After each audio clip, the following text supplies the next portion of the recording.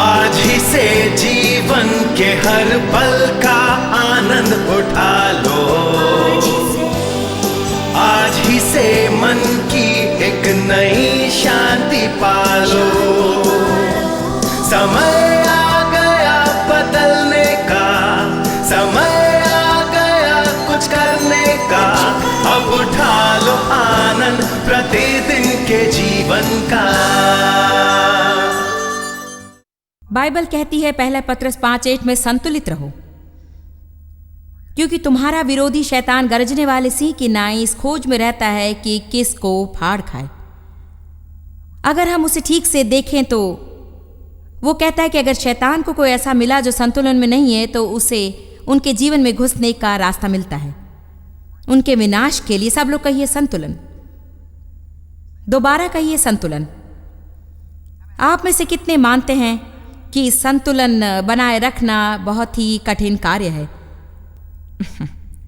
जानते हैं क्यों? क्योंकि मांस अपनी चरम सीमा पर है और असंयम शैतान का क्रीड़ा स्थल है।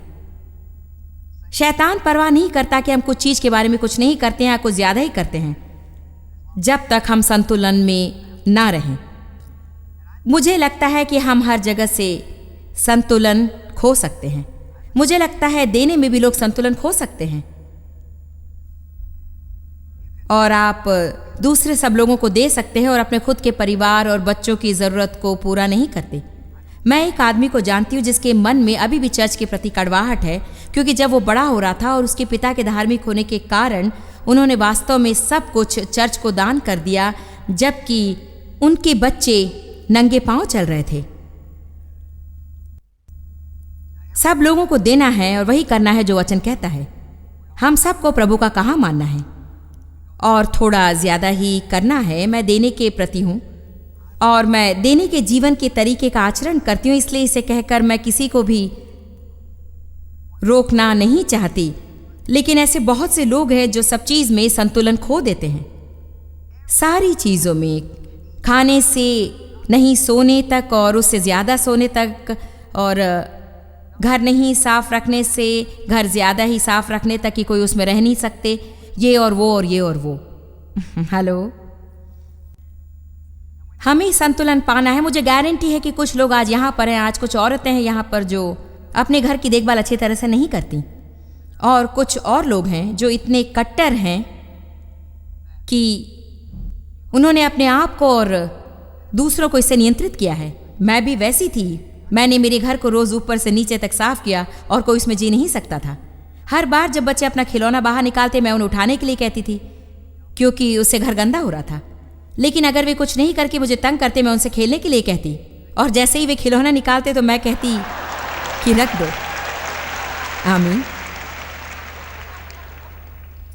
मैंने कल इस वाक्य को कहा था और उसे दोहराना चाहती हूं, क्योंकि मेरा विश्वास है कि वो शक्तिशाली वाक्य है जिसे प्रभु ने मुझे दिया है। देखिए, जब एक सच को सिर्फ वही सच कहकर प्रस्तुत किया जाता है तो वो छल बन जाता है,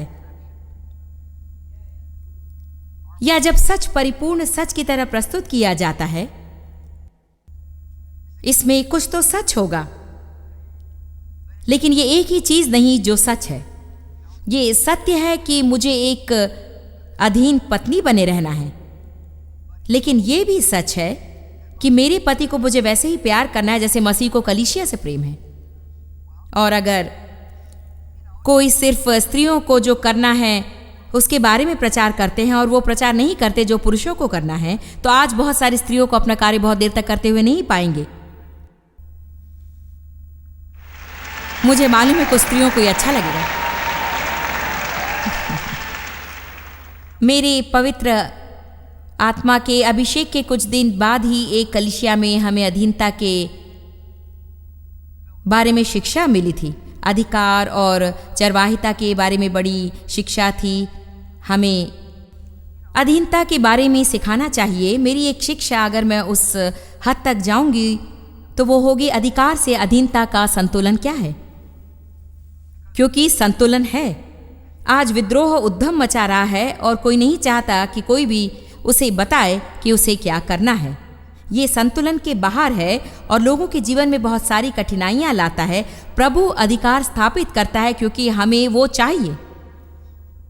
सही दिव्य अधिकार के नीचे आने में सुरक्षा है और इससे लोगों को जिन्हें उनके जीवन में निर्णय लेने की जिम्मेदारी है उन्हें लेने में आसान करता है। अगर संतुलन खो बैठता है और अधीनता, चालबाजी और नियंत्रण बन जाता है तो ये उग्रता है। तो इस सप्ताह के अंत में मैं आपको कई जगह पर संतुलन पाने में मदद करना चाहती हूं। बहुत सारे लोगों को प्रभु संदेश देता है और शायद इस संदेश का प्रचार करने के लिए वे अभिषिक्त हैं और उन्हें उस संदेश का प्रचार करना है, लेकिन उन्हें उस तरह बर्ताव नहीं करना चाहिए कि वो ही एक संदेश है। लोगों को अपने जीवन पर बुलावा है, लेकिन जितने लोगों को मिशनरी का बुलावा है वे सोचते हैं सब लोगों को मिशनरी होना चाहिए। प्रार्थना निवेदक सोचते हैं कि सबको प्रार्थना निवेदक होना चाहिए। हमें संतुलन लाना चाहिए। मैं एक शिक्षक हूं और जब तक मेरा सवाल है सिर्फ वचन वचन वचन वचन वचन, एक आराधना अगुआ चाहेगा कि आप हर समय गाएं, मगर हमें सब कुछ चाहिए। लेकिन हमें यह समझना है कि हमारे पात्र से कुछ ज्यादा है। जिन लोगों के जीवन का बुलावा है उन्हें यह समझना चाहिए कि उनके बुलावे के अलावा दूसरे बुलावे भी हैं और दूसरे लोगों के जीवन के बुलावे का मूल्यांकन करना सीखना है और उन लोगों को नीचा नहीं देखना है जो आपके जैसा नहीं कर रहे हैं। मैं ऐसे लोगों को जानती हूं जो सोचेंगे कि आप मसीही नहीं हैं अगर आप सुबह उठकर रोज 4 घंटे प्रार्थना नहीं करेंगे। देखिए, ये उनके जीवन का बुलावा है और जब आपको कुछ करने के लिए बुलाया गया है तो आपको वो करने के लिए अनुग्रह मिलता है और दूसरे लोगों के लिए जो असंभव है वो आपके लिए आसान है। वैसा करना किसी के लिए भी कठिन नहीं है क्योंकि उनको वैसा करने के लिए अभिषेक किया गया है। मैं जो कर रही हूं वो करने में मुझे कठिनाई नहीं होती है। मैं खुद नहीं जानती कि मैं अगला शब्द क्या बोलूंगी, लेकिन मुझे उसकी परवाह नहीं क्योंकि मैं सिर्फ अपना मुंह खोलती हूं और वो बाहर आते हैं। अगर कोई ये करने की कोशिश करता है जिसके लिए वे अभिषेक नहीं है तो ये उनके लिए बुरे स्वप्न की तरह है। क्या आप जानते हो क्या सोचते हैं ये सब कब खत्म होने वाला है? लोग मुझे कहते हैं आप कैसे 1 घंटे भर एक चीज पर बात कर सकती हैं। मेरा अर्थ है कि मैं कल पॉइंट बी भी पार नहीं कर पाई क्योंकि मैं इसके लिए अभिषिक्त हूं। तो सभी को बुलावे का मूल्यांकन करना सीखना चाहिए। ऐसा मत सोचिए कि आपके पास पूरी मिठाई है क्योंकि आपके पास सच में वो नहीं है। हम सब एक शरीर के अंग हैं। आमीन। एक शरीर के सब अंग, सारे संप्रदाय, सारी ईर्ष्या, लोगों के विरोध में लोग। खैर, आपको मैं जो विश्वास करती हूँ उस पर विश्वास नहीं है। क्या मैं आपको कुछ कह सकती हूँ? मुझे नहीं लगता कि हम में से कोई भी 100% सही है।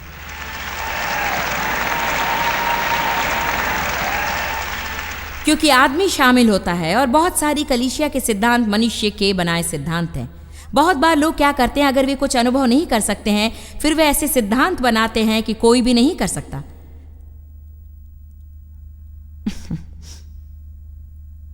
कल हम एक उदाहरण के बारे में बात कर रहे थे कि कैसे एक बात तीव्र हो सकती है और समस्या बन जाती है। भावनाओं पर जीना समस्या है, लेकिन भावना होने का इनकार करना भी एक समस्या है। हमने भावनाओं के बारे में कल बातें करके अच्छा समय बिताया और हमें कैसे हमारे भावनाओं से कैसे सेविकाई करनी है। प्रभु ने हमें भावनाएं दी हैं सिर्फ इसलिए कि हम विश्वास में चल रहे हैं। उसका अर्थ ये नहीं कि हम कभी ये नहीं जताएं कि हमें कुछ महसूस नहीं होता है। और अगली बात है सकारात्मकता को मानना और विश्वास में कहना, क्योंकि हमें सकारात्मक बनना है। हमें विश्वास में कहना है और नकारात्मक बातें नहीं बोलनी है, लेकिन हम परिस्थितियों का इनकार नहीं कर सकते। या जब लोग सवाल करते हैं तो मुंह पर झूठ बोलें। कुछ लोग छींकते हैं और खांसते हैं, उनकी आंखें बहती हैं और आप कह सकते हैं कि वे मुश्किल से सांस ले रहे हैं और आप पूछ रहे हैं ओ सॉरी, क्या आपको फ्लू है या सर्दी हुई है? तो वो लोग कहते हैं कि ये प्रभु की महिमा नहीं, हालेलुया, मैं बीमार नहीं हूं। आप जानते क्या लोग सोचेंगे आप पागल हैं। मेरा अर्थ है कि वैसा ही सोचेंगे, विशेषकर अगर कोई चंगाई में विश्वास की बातों को नहीं समझता। वे जरूर सोचेंगे कि आप सचमुच पागल हैं। और आप करते क्या हैं? उनको पूरा नकार देते हैं। हमें क्या करना है कि हमें सिखाना है कि कैसे एक नकारात्मक परिस्थिति को सकारात्मक तरीके से प्रस्तुत करें। मैं चाहूंगी आप इसे सुनें। हमें एक नकारात्मक परिस्थिति को कैसे सकारात्मक तरीके से प्रस्तुत करना सीखना है। दूसरे शब्दों में आप कह सकते हैं कि मेरा शरीर थोड़ा मंद है, लेकिन मैं प्रभु की चंगाई के सामर्थ्य में विश्वास रखती हूँ और उनकी चंगाई का सामर्थ्य मुझ में कार्य कर रहा है और मुझे लगता है मैं अच्छी होती जा रही हूँ। देखिए, बातें करने के तरीके होते हैं और ऐसा नहीं लगना चाहिए कि आप कहीं दूर हैं और कोई आपसे संबंध नहीं रख सकता। मेरे पास सलाह के लिए लोग आते हैं और अपनी समस्या बताने के लिए इनकार करते हैं क्योंकि वे उनके बारे में बात करना नहीं चाहते। मैं आपसे सच कह रही हूं, ये ऐसा है कि मैं दिमाग पढ़ने वाली नहीं हूं और मैं नकारात्मक होना नहीं चाहती। ऐसा कुछ नहीं बोलना चाहती ताकि शैतान के लिए दरवाजा खुल जाए। मुझे बिल्कुल अच्छा नहीं लगता जब कोई किसी शिक्षा को पकड़कर उस हद तक ले जाए कि वो लोगों को बंधन में डाल दे और विधि के नीचे ले आए और उन्हें महसूस करवाए कि उन्हें वहां से हटना नहीं है, नहीं तो वे गलत करेंगे। क्या आज ये किसी को समझ में आ रहा है? और ईमानदारी से कहूं तो कभी शिक्षक तीव्रता से शिक्षा नहीं देते, लेकिन मांस की उग्रता ऐसी है कि हम उसे हद के बाहर ले जाते हैं। विशेषकर अगर ऐसा कुछ है कि आपसे सहमत हैं और शायद प्रभु आपको कह रहा है कि आपको मुंह की समस्या है, आप किसी को मुंह की समस्या के बारे में प्रचार करते सुनते हैं, आपको नकारात्मक नहीं होना है। आप शायद मैं मुंह के बारे में बात करने वाली हूँ, शायद आज नहीं, लेकिन मैं मुंह और मन के बारे में बात करने वाली हूँ और कैसे आपके विचार में संतुलित रहना है और कब एक परिस्थिति पर विचार करना तर्क और चिंता का कारण बनता है। क्या आपकी चिंता उन पर छोड़ना जिम्मेदारी से मुंह मोड़ना है? देखिए, हमें जीवन में संतुलन कायम करना है। इसलिए जब मैं मुंह के बारे में बात करती हूँ कि ज़्यादा बातें करना ठीक नहीं, लेकिन बहुत कम बातें करना भी ठीक नहीं है। मैं ऐसे किसी के साथ रहना नहीं चाहूँगी जो हर वक्त बोलते ही जा रहा है और आप एक शब्द भी बोल नहीं पाते हैं, और ऐसे भी वे जो बोलते हैं उसका कुछ अर्थ नहीं होता है। लेकिन ऐसे किसी के साथ भी रहना नहीं चाहूँगी जो कुछ नहीं बोलते हैं, क्योंकि तब ऐसा लगता है कि जैसे मैं हर समय उनके साथ हूँ, मैं काम करती हूँ और संबंध बनाए रखने की कोशिश करती हूँ। मैं साधारण रीति से ऐसे लोगों के साथ रहना पसंद नहीं करती हूँ, क्योंकि मैं सब कुछ सही चलाने की जिम्मेदारी हर समय रखना नहीं चाहती हूँ। अब कोई भी जो ज्यादा बातें करते हैं मुझे सुनते हैं जब मैं ज्यादा बातें नहीं करने के बारे में कह रही हूँ, तो वे निर्णय लेते हैं, ठीक है, बस बहुत हो गया। मैं इस तरह की चीजें किया करती थी प्रभु के साथ चलने के प्रारंभ के दिनों में। मुझे मुंह की समस्या थी। शायद जो भी प्रचारक है उन्हें कभी भी मुंह की समस्या अवश्य रही होगी। जो आपका सबसे बड़ा वरदान है वो आपकी सबसे बड़ी भूल भी हो सकती है। आमीन। आपको दया का वरदान हो सकता है, लेकिन आप दूर हद पार कर जा सकते हैं कि आप जीवन की उन बातों से नहीं निपट रहे हैं जिससे निपटना है। आप लोगों को उस हद तक देते हैं कि उन्हें अपंग कर देते हैं और वे कभी उनकी तकलीफ से बाहर नहीं आ पाते और खुद की देखभाल नहीं कर सकते। कम ऑन नाउ, ये अच्छी बात है अगर हम संतुलन पा सकेंगे। हमारे दफ्तर में लोग हैं जिनको दया का वरदान है, और मैं आपसे कहती हूं कि वे सब लोग जिनको कुछ चाहिए और जो वहां आते हैं उनको पूरी सेवकाई दे देंगे। अगर हमारे पास ऐसे लोग नहीं होते जो तर्क संगत और सहज बुद्धि के नहीं होते और लोगों को मदद करने के साथ वे जानना चाहेंगे कि ये लोग सच में वही हैं जिन्हें मदद चाहिए, या वे सिर्फ ऐसा जीवन का तरीका चुनते हैं कि जगह जगह जाकर सब लोगों से वो ले जिसके लिए वे कठिन परिश्रम करते हैं। पौलुस के आदि की कलीसिया में तब ऐसा नहीं था। बहुत कड़े मार्गदर्शन थे ये जांचने के लिए कि कौन सच्ची विधवा है। अगर कोई सच्ची विधवा है तो कलीसिया उसकी मदद करेगा, और अगर सच्ची विधवा नहीं है तो उन्होंने कहा अगर आप काम नहीं करते तो भोजन नहीं मिलेगा। तो हम संतुलन से बाहर हो जाते हैं दूसरों की देखभाल करते हुए भी। हाँ, हमें गरीबों की मदद करनी है और उनकी मदद में बहुत सा पैसा लगता है। हाँ, उनकी मदद करना है, लेकिन उनकी मदद करने का एक मुख्य अंग है उन्हें सिखाना कि कैसे गरीब नहीं रहना है। ये सिर्फ उन्हें भोजन देकर उनके लिए सब करना ही नहीं है। एक सेवक ने उस दिन कुछ कहा जो मैंने सोचा अच्छा है। उन्होंने कहा कई बार लोग किसी गरीब को कुछ देते हैं, वे उन गरीबों को मदद करने नहीं देते हैं। वे अपने आप को बेहतर और ज्यादा धार्मिक महसूस करवाने की कोशिश कर रहे हैं। उन्होंने कहा कि सच में अगर आप गरीब को देते हैं और उन्हें उस गरीबी से बाहर निकालना नहीं सिखाते तो सच में आपने उन्हें कुछ नहीं दिया। आपने सिर्फ उन्हें एक और दिन उनकी समस्या को रखने में मदद की। सब लोग कहिए संतुलन। मैं अपना मुंह बंद रखने के संदेश को सुनती थी, इसलिए मैंने निर्णय लिया बस मैं कल अपना मुंह नहीं खोलूंगी, मैं कुछ समस्या नहीं खड़ी करूंगी, क्योंकि मैं कुछ नहीं बोलने वाली हूं। और अगर देव मुझे सुधारेंगे कि तुम्हें ये नहीं कहना चाहिए, तुम्हें ये और तुम्हें वो, तो ठीक है, हमेशा मैं ही। खैर मैं ठीक करूंगी, मैं कुछ नहीं बोलूंगी। देखिए, ये मनुष्य का मांस भरा तरीका है समस्या को सुलझाने का। हम यहाँ पर संतुलन में नहीं, इसलिए इसे ठीक करना है और हम वहां जाकर संतुलन खो बैठते हैं। फिर मैं दूसरे दिन सुबह उठकर किसी से बात नहीं करती थी, और अगर कोई मुझे कुछ कहते तो मैं सिर्फ फिर थोड़े घंटे निकल जाएंगे और कोई मुझे कहेगा तुम्हारी समस्या क्या है, और वो मुझे बेहद गुस्सा दिलाएगा और मैं सोचूंगी कि बस बहुत हो गया, अगर मैं ऐसा करती हूँ तो उन्हें पसंद नहीं, अगर वैसा करती हूँ तो पसंद नहीं, किसी को जो भी मैं करती हूँ वो पसंद नहीं है, हमेशा मैं ही हूँ, मैं कुछ सही नहीं कर पा रही हूँ। फिर मैं एक दया भावना में बह जाती और निराश हो जाती। मैं उस चक्र में बहुत सालों तक रही, जब तक मुझे ये मिला संतुलित रहो, क्योंकि तुम्हारा विरोधी शैतान गर्जने वाले सिंह की नाई इस खोज में रहता है कि किसको फाड़ खाए। सब लोग कहिए संतुलन। आप में से कितने अपने जीवन की एक जगह जान पाएंगे जहां पर आपकी समझ से आप संतुलित नहीं है? देखिए, प्रभु ने सही समूह को सही जगह पर सही समय पर भेजा है।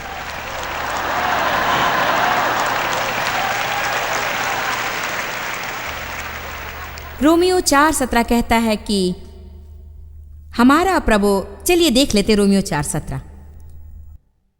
रोमियो 4:17 जैसा लिखा है कि मैंने तुझे बहुत सी जातियों का पिता ठहराया है, उस परमेश्वर के सामने जिस पर उसने विश्वास किया और जो मरे हुए को जिलाता है और जो बातें हैं ही नहीं उनका नाम ऐसा लेता है मानो वे हैं। तो ये कहता है कि इब्राहिम बहुत जातियों का पिता बना। प्रभु ने उसका नाम अब्राम से इब्राहिम बदल दिया, जिसका अर्थ है बहुत जातियों का पिता। हर बार किसी ने कहा इब्राहिम, वे कह रहे थे ओ बहुत जातियों के पिता। फिर सर्रे थी जो बांझ थी, और प्रभु ने उसे कहा कि उनको संतान होने वाली है, और उसका नाम सारा बदल दिया, जिसका अर्थ राजकुमारी था। आज की बजाय उन दिनों में लोगों के नाम का बहुत महत्व था।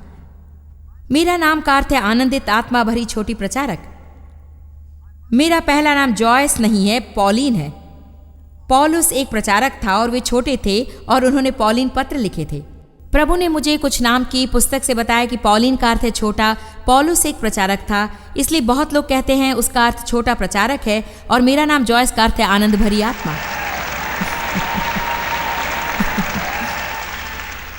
हमारा प्रभु महान है। जो कुछ भी प्रभु के वचन में है वो प्रभु की प्रतिज्ञा है, जिसे हम हक से और कानूनी तौर से प्रभु के वचन के द्वारा हम उन चीज़ों को कह सकते हैं जैसे कि वो हैं, और आप आत्मिक क्षेत्र जिसे आप नहीं देख सकते उसमें जाकर प्रभु के वचन को खींच ला सकते हैं अपने मुंह के शब्दों से और उसे विद्यमान कर सकते हैं। आपको उसे विद्यमान करने को कहना है। ये दृढ़ सत्य है कि आप जो कहेंगे उसे ही पाएंगे। अगर आप कहेंगे मेरे पास कम है तो आप अपना सारा जीवन कमी में बिताएंगे। आप कहेंगे मेरी शादी कभी नहीं होगी तो आपकी शादी कभी नहीं होगी। जब भी शादी करता हूं, बेकार से करता हूं तो एक और के लिए तैयार हो जाइए। मैं गंभीर हूं, आपको देखना है कि आप क्या बोलते हैं। आपको सावधान रहना है। यह जिकल ने उनसे कहा उस मरी हुई हड्डी को भविष्यवाणी दो, प्रभु का वचन उन पर कहो। आप जो प्रभु के वचन में नहीं है उसे कह नहीं सकते, लेकिन जो प्रभु के वचन में है वो आपका हक बनता है आपके जीवन में कहने का, और वो आप विश्वास में करेंगे। परंतु अब आप अविश्वासियों के समूह के साथ जाना नहीं चाहते हैं। अपना अंगीकार गुप्त में करें। मैंने कई सालों पहले सैकड़ों अंगीकार की सूची बनाई थी, तब तक उनमें से कोई भी मेरे जीवन में सत्य नहीं हुई।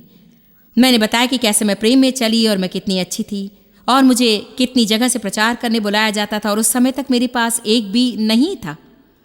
मुझे कभी किसी ने जाने के लिए नहीं कहा, और अब हम हर महीने लगभग सैकड़ों मौकों का इनकार करते जिनकी ओर हम ध्यान नहीं दे सकते, क्योंकि परमेश्वर ने हमें इतनी आशीष दी कि हम अपने कॉन्फ्रेंसेस कर रहे हैं। मैंने कहा मेरे सभी बच्चों ने ऐसे व्यक्ति के साथ विवाह किया जो नया जन्म पाया है और सेविकाई में काम करता है। आज वो उनमें से हर एक के जीवन में सही है, हर एक के जीवन में।